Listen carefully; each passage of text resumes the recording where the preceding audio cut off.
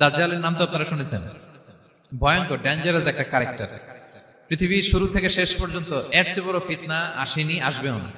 দাজ্জালের ফিতনা, সে তার এক চোখ থাকবে, আরেক চোখ এরকম বন্ধ থাকবে, এখানে লেখা থাকবে কাফারা। কোনোভাবেই তাকে দমানো যাবে না, হত্যা করা যাবে না। আল্লাহ নবী ঈসা আলাইহিস সালাম তাকে হত্যা করবেন। তো যে ব্যক্তি সূরা কাহাফ তেলাওয়াত করবে, সূরা কাহাফের প্রথম 10 আয়াত বিশেষ করে মুখস্থ রাখবে, আল্লাহ তাআলা উসিমা মিন ফিতনাতিদ দাজ্জাল, দাজ্জালের ফিতনা থেকে তাকে বাঁচাবেন। সূরা কাহাফের মধ্যে একটা শব্দ আছে ওয়ালিয়াতালাত্তাফ। যারা কোরআন পড়েছেন দেখে থাকবেন, না দেখলে আজকে পাঠায় যে দেখবেন, একটা শব্দ আছে ওয়ালিয়াতালাত্তাফ। দেখবেন কোরআনের মধ্যে এই শব্দটা বোল্ড করা, মোটা কালি দিয়ে লেখা, bold. This is the middle of the holy Quran. এটা কোরআনের একেবারে মাঝখানে এই শব্দটা, এর আগে যত আয়াত তার পরে ঠিক তত আয়াত। সুবহানাল্লাহি ওয়া বিহামদিহি। This is the middle of the holy Quran, এবং এটা সূরা কাহাফের মধ্যে আছে ওয়ালিয়াতালাত্তাফ শব্দটা আপনারা দেখবেন। এবং এই সূরাটা নবুয়তের ৫ম বৎসরে নাজিল হয়েছিল, আবিসিনিয়াতে হিজরতের পূর্বে। তখন সাহাবীদের উপর, নমুসলিম সাহাবাদের উপর কঠিন অত্যাচার চলতেছিল, ভয়ঙ্কর ধরনের অত্যাচার। তো এই সূরাটা নাজিল করে আল্লাহ তাআলা আমাদেরকে সান্ত্বনা দিলেন, বুঝাতে চাইলেন এই অত্যাচার, এই জুলুমের শিকার শুধু তোমরাই হচ্ছ না, এর আগেও হয়েছে অনেকে। 7 জন যুবক ছিল রোমান সাম্রাজ্যে, তারা তাদের ঈমান বাঁচানোর জন্য এরকম কষ্টের শিকার হয়েছিল, এবং তারা যে স্বপ্ন দেখেছিল সেই স্বপ্ন আল্লাহ তাআলা বাস্তবায়ন করেছেন। তো এই ঘটনাগুলো শুনিয়ে বেসিক্যালি মক্কার যে নও-মুসলিম সাহাবারা, তাদেরকে আল্লাহ তাআলা সান্ত্বনা দিচ্ছিলেন যে ফ্রাস্ট্রেটেড হওয়ার কিছু নেই। ওয়ালা তাহিনু ওয়ালা তাহজানু ওয়া আনতুমুল আ'লাউনা ইন কুনতুম মুমিনিন। হতাশ হবে না, চিন্তিত হবে না, বিজয় তোমাদেরই হবে যদি তোমরা মুমিন হও, যদি তোমরা বিশ্বাসী হও, তোমাদের ঈমানের দাবিতে যদি তোমরা সত্যবাদী হও। এই সূরাটা নাজিলের একটা প্রেক্ষাপট আছে। মক্কার কুরাইশরা কোনোভাবেই যখন রাসূল সাল্লাল্লাহু আলাইহি ওয়াসাল্লামকে দমাতে পারছিল না, তখন তারা প্ল্যান করলো যে আমরা মদিনাতে যে মদিনার ইহুদিদের কাছ থেকে কিছু জেনে আসি, কারণ মক্কাবাসীদের নবী, রাসূল, ওহী, আখিরাত এগুলোর ব্যাপারে কোনো ধারণা ছিল না। তো ফলে তারা কুরাইশরা নজর ইবনে হারিস এবং উকবা ইবনে আবি মুআইত এই দুইজনকে পাঠালো, তোমরা মদিনায় যাও, মদিনায় ইহুদিরা থাকে, ইহুদিদের কাছে তাওরাত নাজিল হয়েছিল, they have idea regarding prophets and আখিরাত, আখিরাত কি, নবী কি, এগুলোর আইডিয়া তাদের আছে। তো তাদের দুইজনকে পাঠালো যে তোমরা যে তাদের জিজ্ঞেস করো যে আমাদের জ্ঞাতি ভাইদের মধ্যে থেকে একজন তো নবী দাবি করে, সে কি আসলে নবী কিনা, আমরা কিভাবে বুঝবো?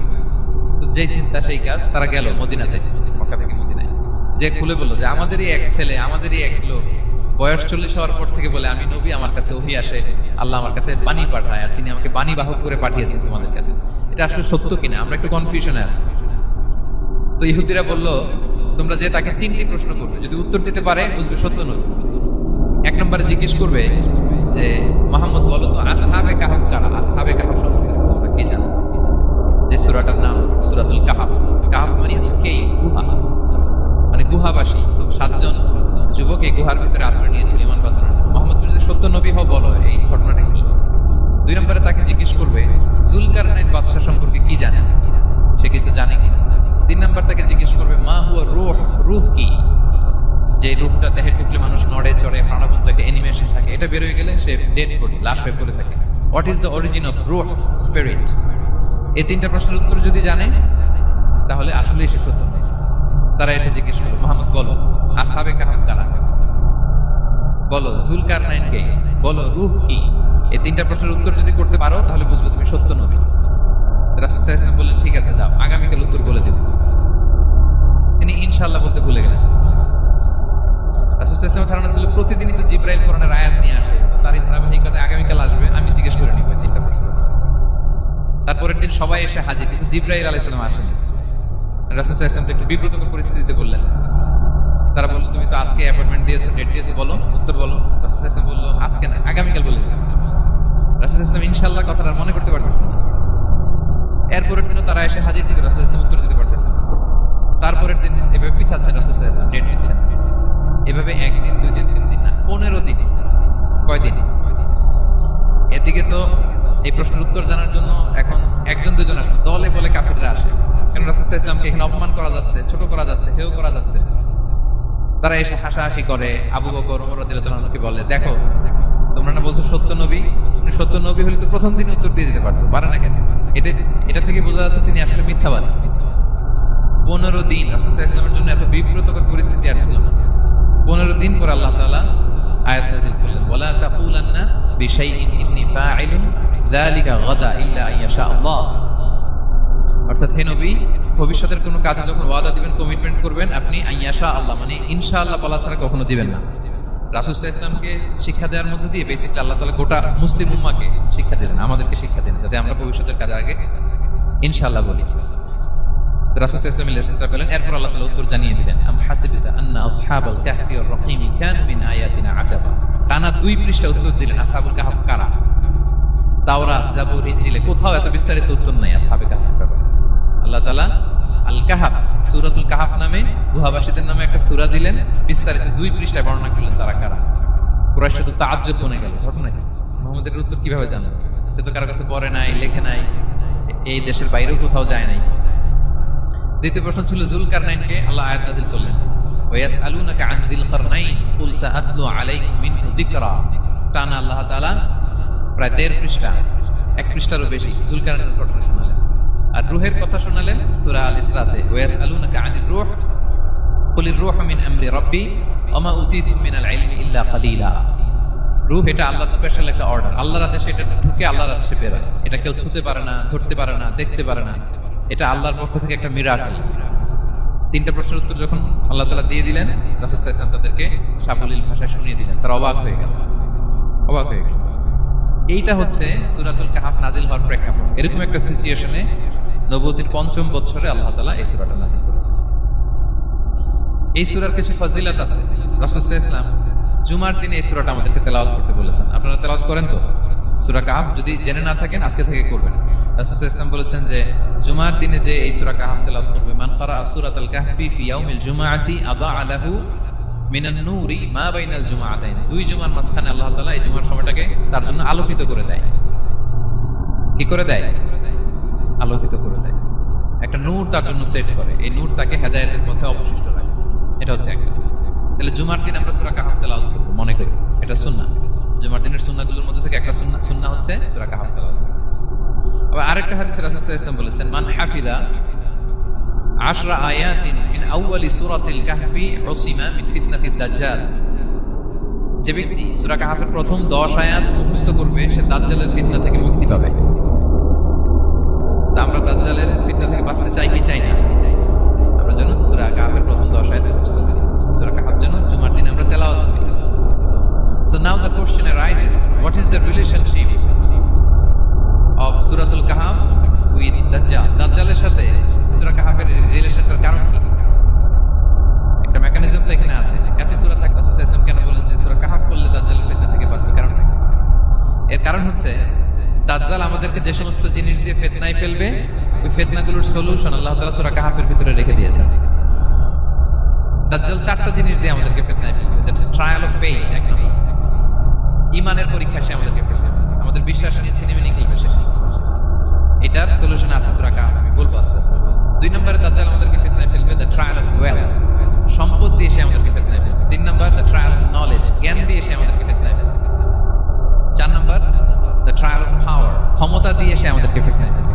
দাজ্জাল 4টা জিনিস দিয়ে আমাদেরকে পরীক্ষায় ফেলবে। কয়টা? 1 হচ্ছে ঈমানি পরীক্ষা, 2 হচ্ছে সম্পদ দিয়ে পরীক্ষা, 3 হচ্ছে জ্ঞান দিয়ে পরীক্ষা, 4 হচ্ছে ক্ষমতা দিয়ে পরীক্ষা। সে ঈমানের পরীক্ষায় আমাদেরকে ফেলবে। সে এসে বলবে আমি তোমার রব, এবং এটা প্রমাণ করার জন্য যা যা দরকার আল্লাহ তাআলা তাকে সব দিবেন। সে সব করতে পারবে। সে বলবে আমি তোমার রব। যদি বিশ্বাস না হয়, তোমার বাবাকে যদি জীবিত করে বিশ্বাস করবে, অনেকে বলবে হ্যাঁ আমার আব্বাকে জীবিত করে দেখা, তো তার বাবাকে ঠিকই সে জীবিত করে ফেলবে। আসলে শয়তান তার বাবার সূরত নিয়ে সামনে দাঁড়াবে, আরে তাই তো, এটাই তো আমার বাবা, এটাই তো আমার দাদা। মানুষ ফিতনায় পড়ে যাবে, ঈমানের ফিতনায়। সে ভাববে আসলে এটাই বোধহয় আমার রব, এবং তাকে এত ক্ষমতা দেওয়া হবে, তার ডান দিকে থাকবে জান্নাত, বাঁ দিকে জাহান্নাম। তার কাছে আল্লাহ এটা দিবে। যে তার কথা শুনবে তাকে সে জান্নাতে ঢুকাবে, কিন্তু জান্নাতে ঢুকে সে জাহান্নামের শাস্তি ভোগ করবে। এটা তার বাইরের মানুষ বুঝবে না, অ্যাপারেন্টলি এটা জান্নাত। আর যে তাকে মানবে না, তাকে সে জাহান্নামে ফেলবে, কিন্তু জাহান্নামে ঢুকলেও সে জান্নাতের নাজলে আমাদের। তাহলে এই যে ঈমানের ফিতনায় সে ফেলে দেবে আমাদেরকে। তো ঈমান কি করে বাঁচাবো, এটা সলিউশন আমি শোনাবো। 2 নম্বরে সে আমাদেরকে সম্পদ দিয়ে ফিতনায় ফেলবে। যার যা লাগবে সে তাই দিতে পারবে, যা লাগবে।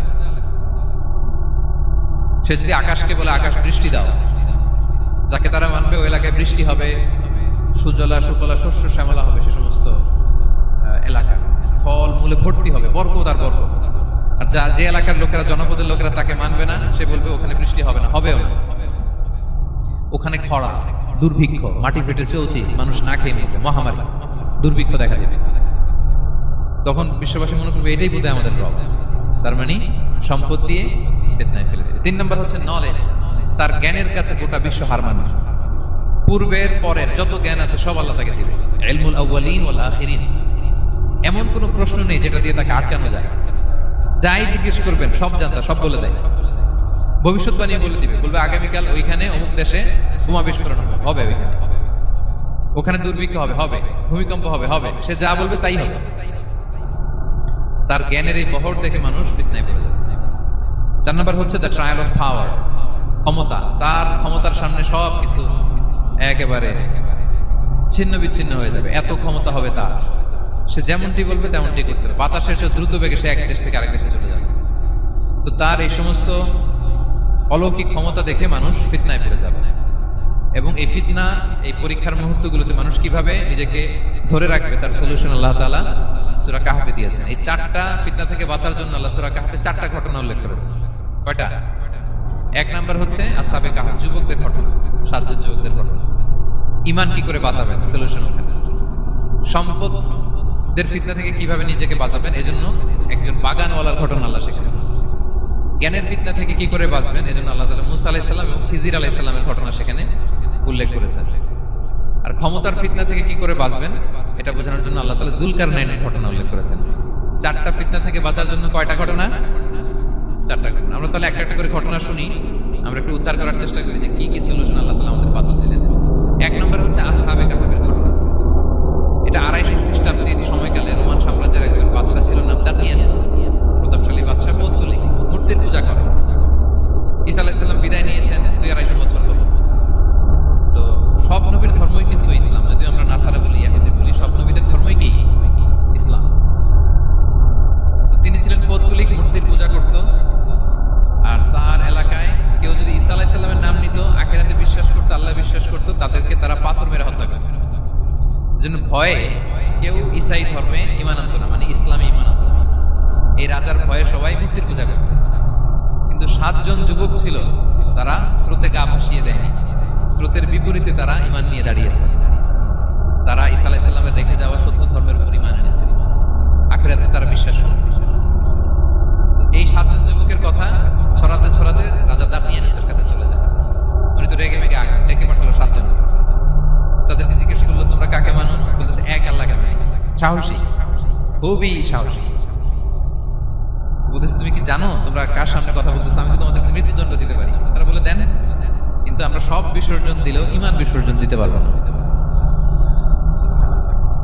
উনি বললেন, তোমরা যুবক মানুষ, রক্ত গরম, আবেগে কথা বলতেছো, 3 দিন সময় দিলাম, যাও, ঈসার নাম ভুলে যাও, আখিরাত ভুলে যাও, আল্লাহর নাম ভুলে যাও। 3 দিন পরে তোমাদেরকে আবার ইন্টারভিউ নেব। ওই দিন যদি একই কথা বলো, পাথর মেরে 7 জনকে দুনিয়া থেকে উঠিয়ে দিবে।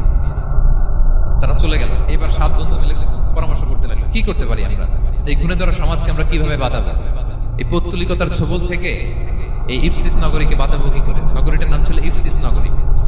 বর্তমানে এটা তুরস্কের ইজমির শহরে অবস্থিত। এখনো জায়গাটা প্রত্নতাত্ত্বিকদের ইয়েতে এটা সংরক্ষিত, এখনো টুরিস্টরা যায়। তো তারা বললো, আমরা ঈমান বিসর্জন দেব না, যদি আমরা ওদের কথা মেনে নিই আমরা তো মুশরিক হয়ে গেলাম, চলো আমরা এক কাজ করি, আমরা এলাকা ছেড়ে দিই। এই 7 যুবক আল্লাহর উপর ভরসা করে তারা বাড়ি ঘর আত্মীয় স্বজন সব ছেড়ে দিয়ে, লোকালয় ছেড়ে দূরে একটা পাহাড়ের ভেতরে আশ্রয় নিল। পাহাড়ের ভেতরে একটা গুহা ছিল, এই গুহাকে আরবিতে বলে আল কাহাফ। কি বলে? এই সূরার নাম কি? সূরাতুল কাহাফ। তো তাদের সাথে সাথে একটা কুকুরও যাচ্ছে। তারা বারবার তাড়িয়ে দেওয়ার চেষ্টা করতেছিল কুকুরটাকে, যাতে না যায়, কিন্তু কুকুর শুধু কান্না করে তাদের সাথে যাওয়ার জন্য ঘেউ ঘেউ করতেছিল। এই কুকুরটাকেও সাথে নিল। ভালো মানুষদের সাথে থাকলে কি হয় দেখেন, এই কুকুরের কথা, যেহেতু 7 জন ইমানদারের সাথে একটা কুকুর ছিল, এই কুকুরের কথা আল্লাহ সূরাতুল কাহাফে উল্লেখ করে দিয়েছে। ওয়া কালবুহুম বাসিতুন যিরাআইহি বিল ওয়াসিল। তো তারা ভিতরে গেল, যে প্রচন্ড ক্লান্ত, তারা ঘুমিয়ে পড়ল। কি করলো? এই এক ঘুমে আল্লাহ 309 বছর কাটাই দিলেন। কয়শো 9 বছর? 9 বছর ঘুম, সব ঘুম। প্রচন্ড ঘুম যেন আর কাটে না। 309 বছর পরে এরা জাগলো, এখন খুব ক্ষুধা, ঘুমে আর মোর ভাঙতেছে। আর একজন জিজ্ঞেস করতেছে, কি লম্বা সময় ঘুম দিলাম বোধহয় আমরা? একজন বলতেছে, হ্যাঁ, মানে সারাদিনই ঘুমাইছি আমরা। আরেকজন বলতেছে, না না, সারাদিন না, দিনের কিছু অংশ হয়তো ঘুমাইছি। আসলে কয় বছর ঘুমাইছে? 309 বছর। এদিকে সভ্যতার তো চেঞ্জ। এখানে ওই দাকিয়ানুস মরে, এর ছেলে মরে, এর নাতি মরে, পুতি মরে, এখন 6ষ্ঠ নম্বর রাজা আসছে। প্রজন্মের পর প্রজন্ম তো শেষ। 309 বছরে কমপক্ষে 4-5টা জেনারেশন চেঞ্জ হবে। তো জেনারেশন চেঞ্জ হয়ে, এলাকা চেঞ্জ হয়ে, তারা যে স্বপ্ন দেখেছিল এই ইফসিস নগরীতে কালিমার পতাকা উঠবে, তাদের স্বপ্ন আল্লাহ বাস্তবায়ন করেছে। 309 বছরের ব্যবধানে এই এলাকার সবাই মুসলিম হয়ে গেছে। আল্লাহ চাইছিলেন ওদেরকে দেখাবে এটা, যে স্বপ্নটা যে বাস্তবায়ন হয়েছে এটা দেখাবে। ঘুম থেকে উঠছে, একজনকে তারা বললো যে লুকায় লুকায় চাদর মুড়ি দিয়ে কিছু রুটি নিয়ে আসো বাজার থেকে, যাতে তোমাকে না চিনে। চাদর মুড়ি দিয়ে যাও। কিছু পয়সা ছিল, মুদ্রা দিয়ে দিছে। তো সে যে যখন দোকানদারের কাছ থেকে রুটি নিয়েছে আর মুদ্রা দিছে, দোকানদার বলে, এই মুদ্রা কোথা থেকে আসলো? 309 বছর আগে মালয়েশিয়াতে রিঙ্গিট ছিল কিনা জানি না, যেভাবে ওরা ট্রানজাকশন করতে পারে, যেটা ছিল ওইটা যদি এখন কেউ দেয়, রাজধানী বিলাসে খাবার পাওয়া যাবে? হ্যাঁ। তো রুটিওয়ালা বলে, তুমি বর্তমান সময়ের মুদ্রা দাও, এটা দিচ্ছ কেন? বলতেছে, এটা তো বর্তমান সময়ের মুদ্রা। বলতেছে, এই যে মুদ্রার মধ্যে দেখো কোন সালের সিল দেওয়া, এটা তো শত শত বছর আগে। বলতেছে, কি বলে শত বছর আগে? আমি তো আজকে সকালেই বাজার করলাম, ওই বাজার করে যে টাকাগুলো ছিল ওইটাই তো পকেটে। বলে কি, নিশ্চয়ই তুমি গুপ্তধনের সন্ধান পেয়েছো, হিডেন ট্রেজার। বলো, মানে তার সাথে এদের কথাবার্তা কিছু মিলতেছে না। পরে তাকে ধরে ওই সময়কার রাজার কাছে নিয়ে গেছে। ওই রাজা আবার মুসলিম, সবাই মুসলিম। সে যা বলে এরাও কেউ বিশ্বাস করে না, এরাও যা বলে এও বিশ্বাস করে না। আর এলাকায় এর বাড়ি ঘর আসবে কোথা থেকে? এর নাতি পুতি যা আছে 5-6 পুরুষ তো মরে সবাই কবরে। তখন তার কথা শুনে সবাই অবাক। তো এটা মিলানোর জন্য তারা 309 বছর আগের দাকিয়ানুস বাদশার সরকারি যে নথিপত্র, পুরাতন ছিঁড়া নথিপত্র তারা বের করে দেখে ঠিকই দাকিয়ানুস নামে এক বাদশা ছিল, আর অনেক শত শত বছর আগে মোস্ট ওয়ান্টেড 7 জন যুবক ছিল, যাদের ব্যাপারে এক্সিকিউশনের অর্ডার ছিল। এখন দেখে তারা অবাক। লম্বা ঘটনা আমি শর্ট করে বলতেছি। পরে সবাই মিলে তাকে সহ ওই গুহায় গেল। গুহায় যাওয়ার পরে সে বাকিদেরকে ডাকতে গুহার ভিতরে ঢুকলো। আল্লাহ তাআলা 7 জনকে ওইখানে মৃত্যু দিয়ে দিলেন। চিরকালের জন্য এই 7 জন ঘুমায় পড়ল। আর এলাকাবাসী রাজা সহ এখানে তারা একটা মসজিদ নির্মাণ করল। This is the story of আসহাবে কাহাফ। তো এলাকাবাসী যদিও মুসলিম হয়েছিল, কিন্তু আখিরাতের ব্যাপারে তাদের একটা সন্দেহ ছিল, যে আসলে মানুষ মরার পরে কি আবার জীবিত হবে? মৃত্যুবরণ করার পরে আবার মানুষ জীবিত হবে? তাদের মনের মধ্যে একটা সন্দেহ ছিল যে আসলে মারা গেলে মানুষ আবার উঠতে পারে। তাদের এই সন্দেহ দূর করার জন্য আল্লাহ তাআলা এই 7 জনকে 309 বছর ঘুম পাড়িয়ে আবার জীবিত করলেন। সুবহানাল্লাহ। তাহলে ঈমান কিভাবে বাঁচাতে হয়, এটার প্রেরণা আমরা এই 7 যুবকের কাছ থেকে পাই। এখানে যেটা আমরা শিখি, প্রিয় ভাইরা, 1 নম্বর লেসন হচ্ছে আমাদের গুড কোম্পানি লাগবে, রাইটার্স পিপল, মানে আমাদের সার্কেলটা ভালো হইতে হবে। তাদের 7 জনের সার্কেলটা খুব ভালো ছিল, ফলে তারা বিপথে যায় না, এবং তারা এমন শক্ত সিদ্ধান্ত নিয়েছে যে আল্লাহ তাআলা সেটাতে বরকত দিয়েছেন, গোটা সমাজকে আল্লাহ তাআলা চেঞ্জ করে দিয়েছে। এটা হচ্ছে 1 নম্বর লেসন। আপনি ঈমান বাঁচাতে হলে আপনার সার্কেল ভালো লাগবে। বুঝবেন যে এলাকায় যাবেন ওখানে নামাজি সার্কেল কারা আছে, ওখানে জ্ঞানী গুণী সার্কেল কারা আছে, ওখানে ভালো কাজ করতে চায়, একে অপরকে সহযোগিতা করে, কল্যাণের পথের যাত্রী কারা আছে বুঝতে হবে আপনাকে। বুঝে ওই সার্কেলে আপনি যুক্ত হবে, তাইলে ঈমান বাঁচানো যাবে। ক্লিয়ার? 2 নাম্বার হচ্ছে conflict between believers and disbelievers it's universal. সত্য মিথ্যার লড়াই, এটা চিরন্তন, আজীবন থাকবে। এটা ওনাদেরও ছিল, এখনো আমাদের লড়াই করে যেতে হচ্ছে, আমাদের ভবিষ্যৎ প্রজন্মও করবে। এই লড়াইটা আমরা করে যেতে চাই। কি বলেন? হ্যাঁ, থামা যাবে না? আমরা থামতে আসিনি, আমরা এই লড়াইটা করে যাব। আমরা সত্যের কথা বলেই যাব ইনশাআল্লাহ। বলেন। 3 নাম্বার হচ্ছে যে লেসনটা আমরা পাই, অনেকগুলো লেসন, আমি খুব প্রেসাইজলি বলতেছি। যুবকরা চাইলে একটা সমাজকে পাল্টে দিতে পারবে। এই পৃথিবীতে যত বড় বড় বিপ্লব হয়েছে এগুলো যুবকরা এনেছে। তারা হচ্ছে সভ্যতা করার কারিগর। আসহাবে কাহাফ আমাদের এই সময়ের নওজওয়ানদের জন্য প্রেরণা, তারা আমাদের জন্য প্রেরণার বাতিঘর। তারা যেমনি ঈমানকে রক্ষা করেছে, আমাদের যুবকরা চাইলেও তাদের ঈমানি চেতনা দিয়ে, স্পিরিট দিয়ে সমাজটাকে পাল্টে দিতে পারে। কি বলেন? এখানে বেশিরভাগই তো যুবক। হ্যাঁ, গুড সার্কেলে থাকবেন তো আপনারা? সত্যের পক্ষে সবাই থাকবেন তো? আল্লাহ তাআলা কবুল করুন। আচ্ছা, এবার 2 নাম্বার ছিল সম্পদের ফিতনা, কিভাবে বাঁচবেন। আসহাবে কাহাফের পরে সূরা কাহাফে আল্লাহ তাআলা একজন বাগানওয়ালার ঘটনা বলেছে। দুজন বন্ধু, একজন একটু গরিব, সে বিশ্বাসী, আরেকজন ধনী, সে অবিশ্বাসী। তাকে আল্লাহ তাআলা বিশাল বড় খেজুরের বাগান আর আঙ্গুরের বাগান দিয়েছে, বিশাল অনেক বড় বিজনেস ম্যাগনেট। তো এই সম্পদের অহংকার সে করত। সে প্রায় তার গরিব বন্ধুকে বলতো যে তোর চেয়ে আমার সম্পদও বেশি, সন্তানও বেশি, জনবল বেশি, লোকবল বেশি, অর্থবল বেশি, সব বেশি। অহংকারে তার পা মাটিতে পড়তো না। আর সে আখিরাতে অবিশ্বাস করত এবং সে বলতো যে এই সম্পদ আমারে বাঁচাবে, চিরকাল আমাকে স্মরণীয় করে রাখবে, এই সম্পদ কোনোদিন যাবে না। অনেক বড় বড় ধনীরা আছে, তারা এরকম মনে করে যে আমি এত বড় সিআইপি, আমি এত বড় বিজনেস ম্যাগনেট, এই দিন বোধহয় আর চেঞ্জ হতে পারে না, আমার আজীবনই বোধহয় এত পাওয়ার থাকবে, এত সম্পদ থাকবে। এটা ভুল ধারণা। এটা কি ভুল ধারণা? এই যে তুরস্কে দুর্ভিক্ষ হইল না, আপনারা দেখছেন না যে অনেক সম্পদের মালিক বাড়ি ঘর ভেঙে রাস্তার ফকির। এখন ওই যে রিফিউজিদের জন্য যে খাবার আসছে, ওখানে লাইনে দাঁড়াইছে, কারণ একটা লাইনে না দাঁড়ালে খাবার তো মিলবে না। 1000 কোটি টাকার মালিক ছিল, ভেঙে চুরে সব শেষ। এখন রিলিফের নেওয়ার জন্য দুস্থদের কাতারে ওখানে দাঁড়াইছে, কারণ দাঁড়াইলে কিছু খাবার পাওয়া যাবে, খিচুড়ি পাওয়া যাবে, তা নাহলে তো খাবারটাও মিলবে না। এই যে বঙ্গবাজারে আগুন লাগলো আমাদের বাংলাদেশে, 20টা-25টা দোকান ছিল অনেকের যাদের অন্যান্য বিজনেস আছে তারা হয়তো সার্ভাইভ করতে পারতেছে, কিন্তু এমন অনেক ব্যবসায়ী ছিল সব শেষ, জ্বলে পুড়ে, তার টাকা পয়সা পুঁজি সব শেষ। তো ধনীকে গরিব বানাতে আল্লাহর 1 সেকেন্ডও লাগে না। ওই বিশাল প্রাসাদ থেকে টেনে ভাঙ্গা থালা হাতে দিয়ে রাস্তায় নামাইতে আল্লাহ কয় সেকেন্ড লাগে বলেন তো? 1 সেকেন্ডও লাগে। তো এই লেসনটা কিন্তু আমাদের নিতে হবে। এবং ওই ব্যক্তির নসিবে তাই ঘটেছিল। সে যখন অহংকার করতেছিল, আল্লাহ তাআলা আকাশ থেকে উসমান একটা আগুন পাঠালো। ওই আগুন এসে তার আঙ্গুরের বাগান, তার খেজুরের বাগান, বিশাল মাইলকে মাইল এই বাগান জ্বালিয়ে পড়ে মুহূর্তের মধ্যে সারকার করে, এবং মুহূর্তের মধ্যে সে পথের ভিখারি, ফকির। এই ঘটনাটা এনে আল্লাহ তাআলা সম্পদশালীদেরকে রিমাইন্ডার দিলেন যে এই সম্পদের ফিতনায় তোমরা পড়ে যেও না। আমরা সম্পদশালী হলে বাস্তবতা অনেক সময় ভুলে যাই। সূরাতুল হুমাজাতে আল্লাহ তাআলা বলেন, ইয়াহসাবু আন্না মালাহু আখলাদা। সম্পদশালীরা মনে করে এই সম্পদ আমাকে চিরকাল বাঁচিয়ে রাখবে, চিরকাল বোধহয় এই সম্পদ আমার হাতে থাকবে না, এটা হাতের ময়লা, আজ আছে কাল নাই, যে কোনো সময় চলে যেতে পারে। এটা হচ্ছে ম্যাটেরিয়ালিস্টিক আউটলুক, বস্তুবাদী চিন্তা থেকে এই আমাদের ধনী ভাইদের এই সমস্যাটা হয়। ভোগবাদী চিন্তার প্রভাব আর কি। সম্পদ যখন হাতে থাকে ধরাকে সরাজ্ঞান করে, মনে করে যে সবই আমার কন্ট্রোলে। না, আপনারে ওই গরিবের কাতারে আনতে, ওই রিলিফের সম্পদ নেওয়ার জন্য ওই লাইনে দাঁড় করাইতে আল্লাহর 1 সেকেন্ডও লাগে না। এটা খেয়াল রাখতে হবে। আমরা যখন প্রাইভেট কারে চড়ি, মাঝে মাঝে অনেকে এসে হাত পাতে, এদেরকে ছোট করা যাবে না। গল্পটা আল্লাহ ভিন্ন করতে আল্লাহর 1 সেকেন্ডও লাগে না। ওইদিকে আমি তারাই হাত পাততাম আর উনি প্রাইভেট কারে বসে থাকতো, আল্লাহ চাইলে করতে পারতেন না? পারতেন। তো এখান থেকে আমাদের জন্য শিক্ষা হচ্ছে সম্পদ এটা ক্ষণস্থায়ী, আজ আছে কাল নাই। এটা ক্ষণস্থায়ী, এটাকে এভারলাস্টিং মনে করা যাবে না। এভারলাস্টিং হচ্ছে আখিরাত।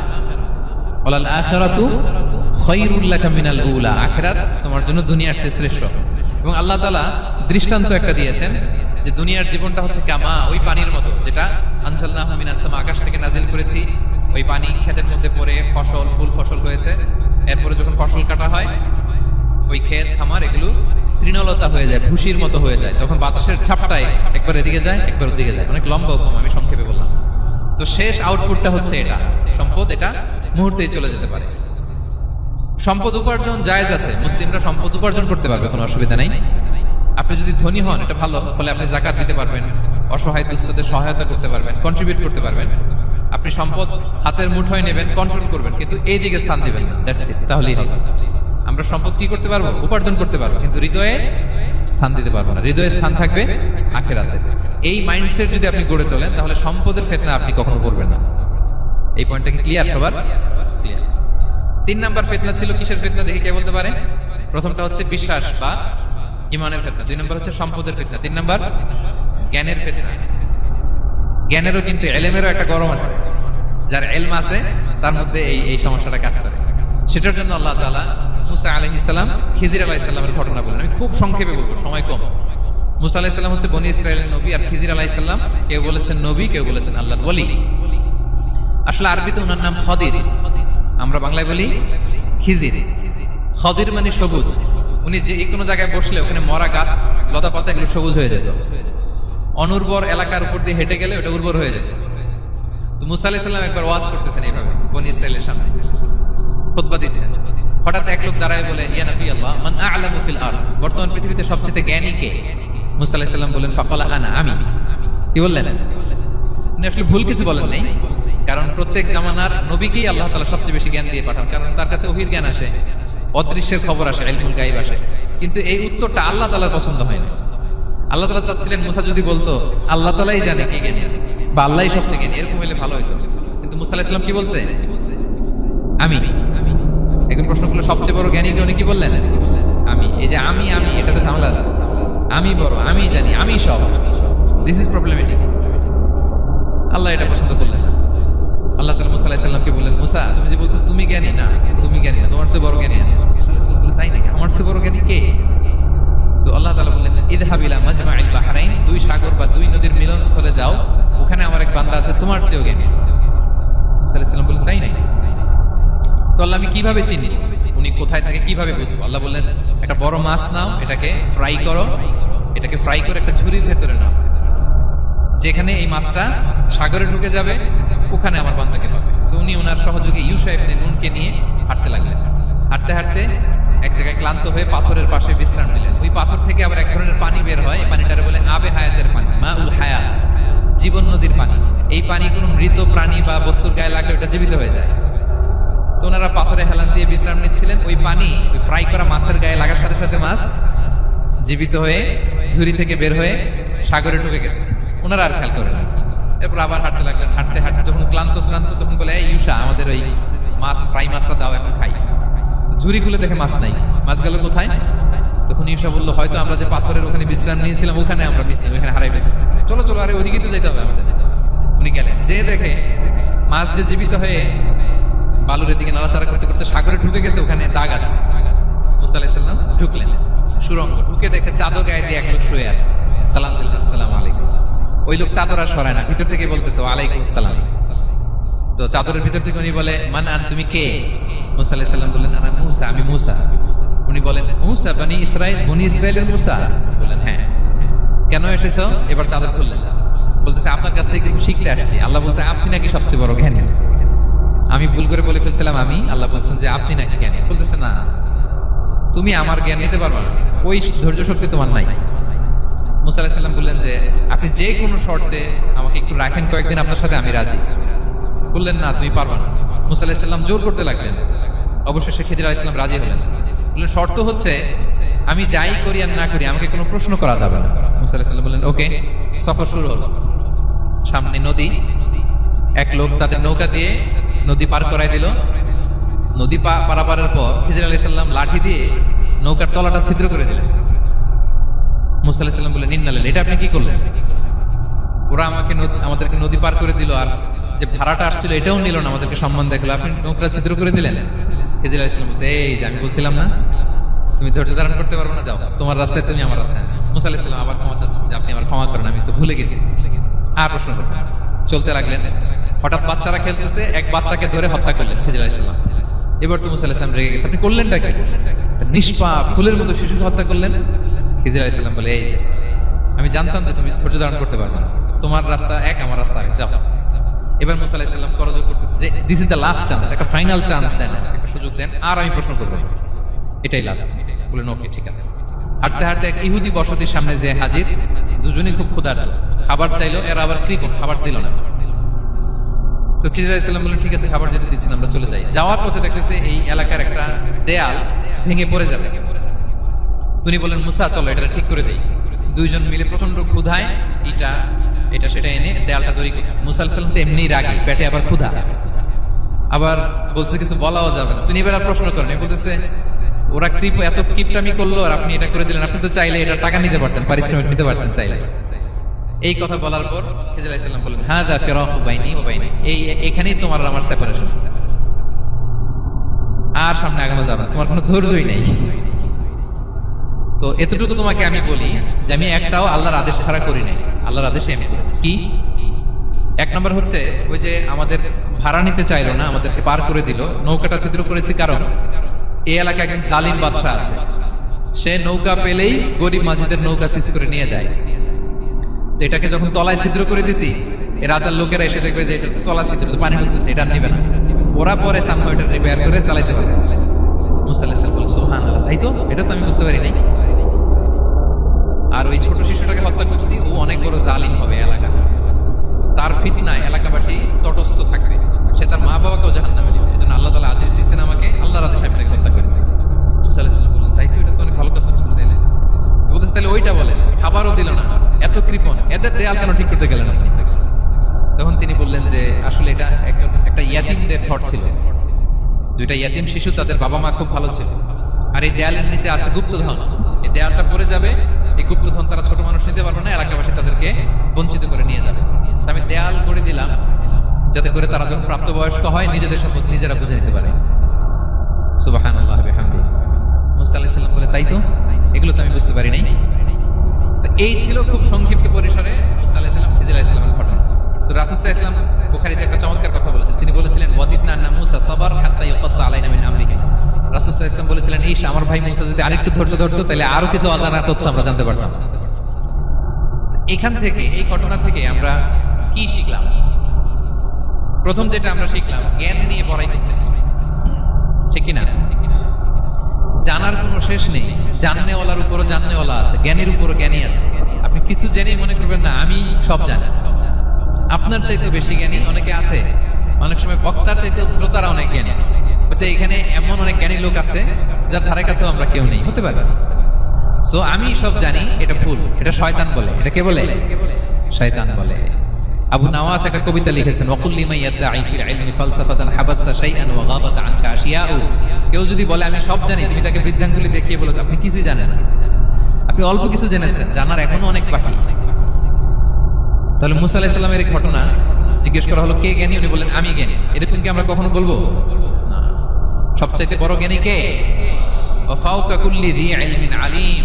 সবচাইতে বড় জ্ঞানী আল্লাহ তাআলা। সো জ্ঞান নিয়ে আমরা অহংকার করব না। দুই নম্বর যে শিক্ষাটা আমরা পাই, ওই যে নৌকা দিয়ে পারাপার হচ্ছিল, তখন একটা চড়ুই পাখি এসে সাগরের মধ্যে মুখ দিয়েছিল। তো খিজির আলাইহিস সালাম বললেন মুসা তুমি কি চড়ুই পাখিটা দেখতে পাচ্ছ? হ্যাঁ দেখতে পাচ্ছি। চড়ুই পাখিটা যে সাগরে মুখ দিয়ে দেখতে পাচ্ছ? হ্যাঁ দেখতে পাচ্ছি। তখন খিজির আলাইহিস সালাম বললেন চড়ুই পাখিটা সাগরে মুখ দিয়ে পানি খাওয়ার পরে চড়ুই পাখির ঠোঁটে বা চঞ্চুতে যতটুকু পানি লেগে আছে, এই পানিটা হচ্ছে তোমার আমার এবং মহাবিশ্বের আমাদের সকলের জ্ঞান, আর এই মহাসাগরের সকল পানি হচ্ছে আল্লাহ তাআলার জ্ঞান। আল্লাহ তাআলা বলেছেন ওমা উতিতু মিনাল ইলমি ইল্লা কালিলা। আমি তোমাদেরকে একেবারে অল্প জ্ঞান দিয়েছি, একেবারে অল্প। এই রহস্যে ঘেরা এই মহাবিশ্বের অনেক কিছু আমাদের অজানা। প্রিয় ভাইরা, আমরা অনেক কিছু জানি না, আমাদের এই লিমিটেড নলেজে এগুলো ধরে না, তারপর আমরা জ্ঞানের বড়াই করি।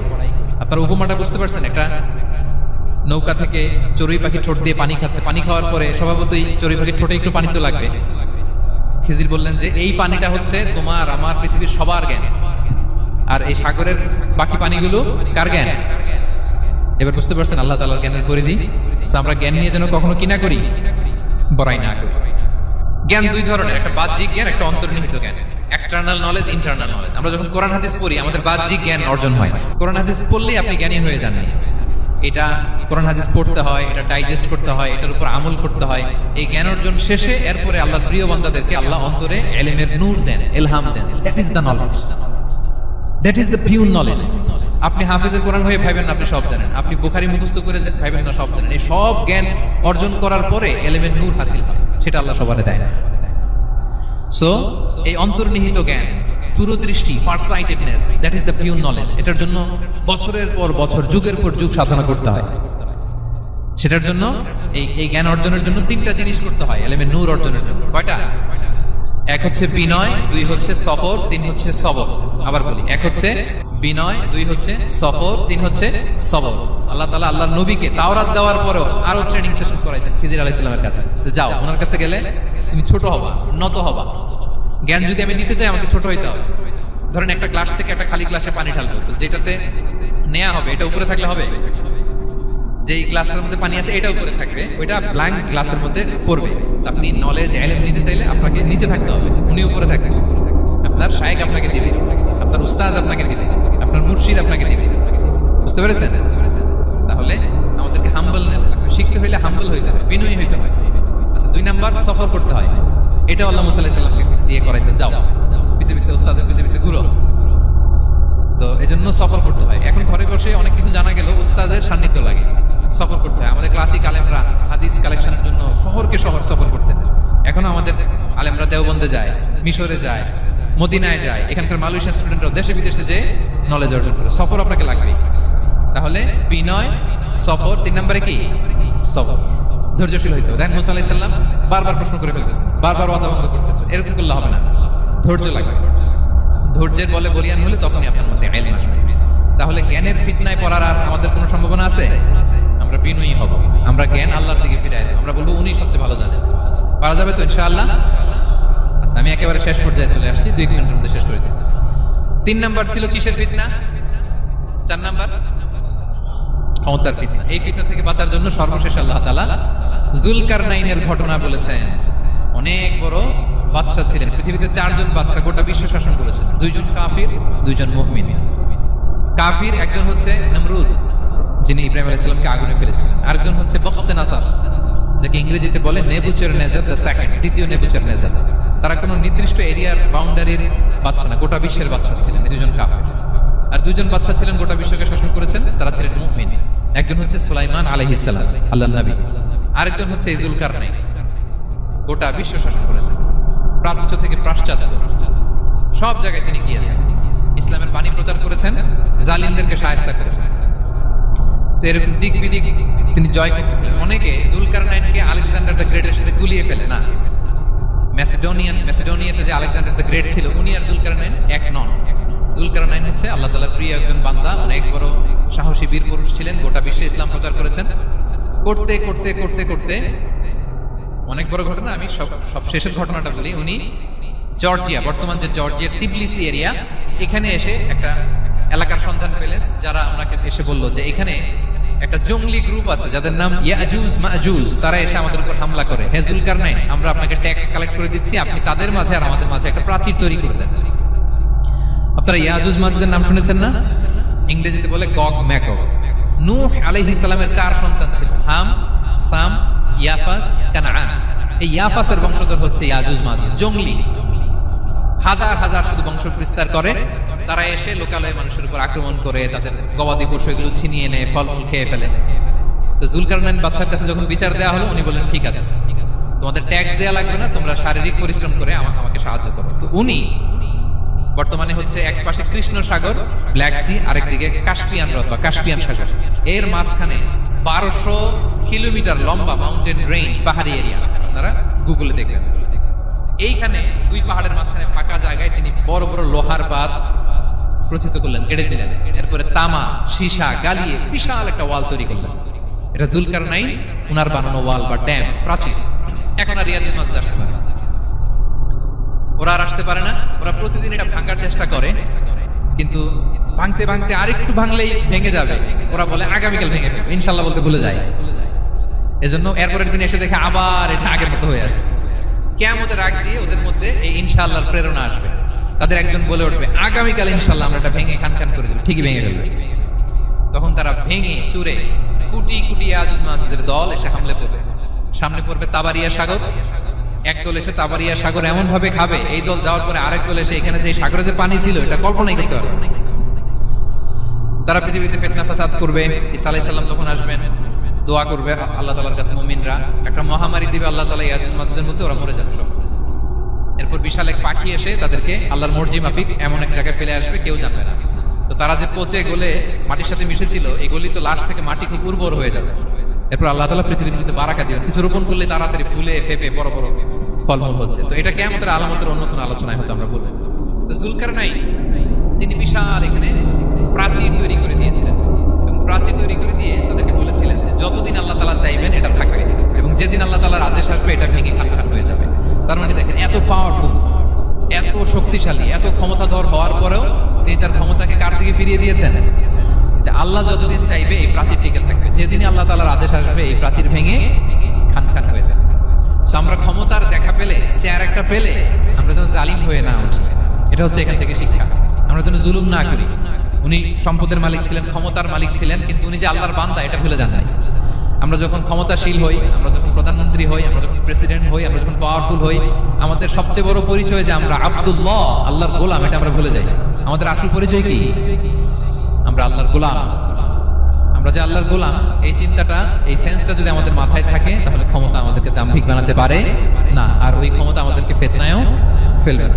তাহলে সম্মানিত সুধী, দাজ্জাল কয়টা জিনিস দিয়ে আমাদেরকে ফিতনায় ফেলবে? চারটা। দ্য ট্রায়াল অফ ফেইথ, ইমানের পরীক্ষা; দ্য ট্রায়াল অফ ওয়েলথ, সম্পদ দিয়ে পরীক্ষা; দ্য ট্রায়াল অফ নলেজ, জ্ঞানের পরীক্ষা; দ্য ট্রায়াল অফ পাওয়ার, ক্ষমতার পরীক্ষা।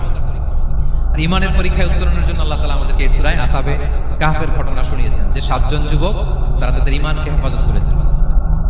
সম্পদের ফিতনা থেকে বাঁচানোর জন্য আল্লাহ তাআলা আমাদেরকে এক বাগানওয়ালার কাহিনী জানিয়েছেন, যে সম্পদ পেয়ে তোমরা দাম্ভিক হয়ে যাও, এটা আজ আছে কাল থাকবে না। জ্ঞানের পরীক্ষা থেকে আমাদের মুক্তির জন্য আল্লাহ তাআলা অনেক বড় করে আল্লাহ নবী মুসা আলাইহিস সালাম, খিজির আলাইহিস সালামের ঘটনা শুনিয়েছেন, আমাদের বুঝিয়েছেন যে আমাদেরকে বিনয়ী হতে হবে, জ্ঞানের জন্য সফর করতে হবে এবং সবর করতে হবে। সব শেষে আল্লাহ তাআলা ক্ষমতার ফিতনা থেকে বাঁচানোর জন্য ক্ষমতাধর, আমরা তো একটা দেশের মালিক হই এখন, অমুক দেশের প্রেসিডেন্ট, অমুক দেশের প্রধানমন্ত্রী, উনি গোটা বিশ্বের প্রতাপশালী রাজা ছিলেন জুলকারনাইন। তারপরেও উনি যে আব্দুল্লাহ, উনি যে আল্লাহর গোলাম, এটা তিনি ভুলে যাননি। তাহলে এইভাবে যদি আমরা এই ফিতনাগুলো থেকে বাঁচার চেষ্টা করি, তাহলে এই ফিতনা থেকে আমরা বেঁচে থাকতে পারবো। এবং দাজ্জাল যদি এই মুহূর্তেও আসে, সে আমাদেরকে বিভ্রান্ত করতে পারবে না। পারবে? পারবে না ইনশাআল্লাহ। ইনশাআল্লাহ বলেন। আর ভবিষ্যতের সব কাজের আগে আমরা সবসময় কি বলবো? মনে থাকবে সবার? আল্লাহ তাআলা আমাদের সবাইকে কথাগুলো বোঝার ও আমল করার তৌফিক দান করুন। হাযা মা ইনদি ওয়াল ইলমু ইনদাল্লাহ আলাইহি তাওয়াক্কালতু ওয়া ইলাইহি উনীব। ওয়াসসালামু আলাইকুম ওয়া রাহমাতুল্লাহি তাআলা ওয়া বারাকাতুহু।